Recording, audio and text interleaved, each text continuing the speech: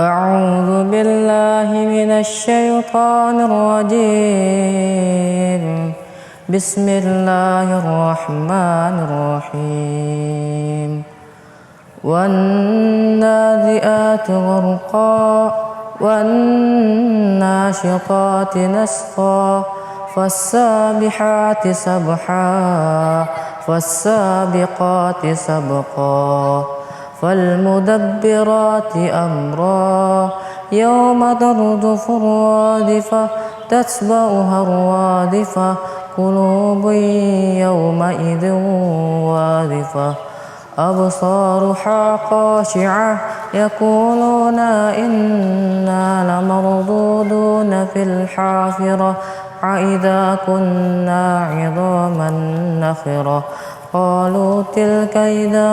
قرة خاسرة فإنما هي جرة واحدة فإذا هم بالساخرة هل أتاك حديث موسى إذ ناداه ربه بالوادي المقدس طوى اذهب إلى فرعون إنه طغى وقل هل لك إلى أن تزكى وأهديك إلى ربك فتخشى فأراه الآية الكبرى فكذب وعصى ثم أدبر يسعى فحشر فنادى وقال أنا ربكم الأعلى وأخذه الله نكال الآخرة والأولى إن في ذلك لعبرة لمن يخشى أأنتم أشد خلقا أم السماء بناها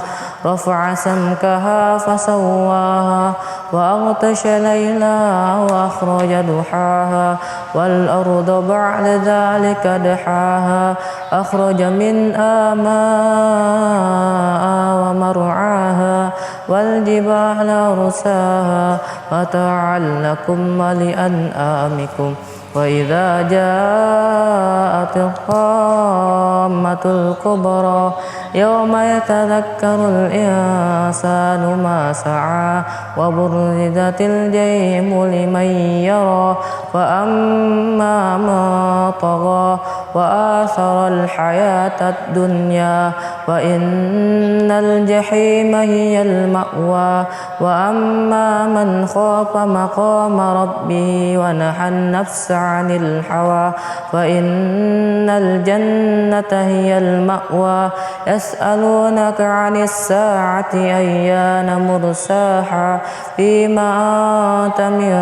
ذكراها إلى ربك منتهاها صدق الله العظيم. Assalamualaikum warahmatullahi wabarakatuh.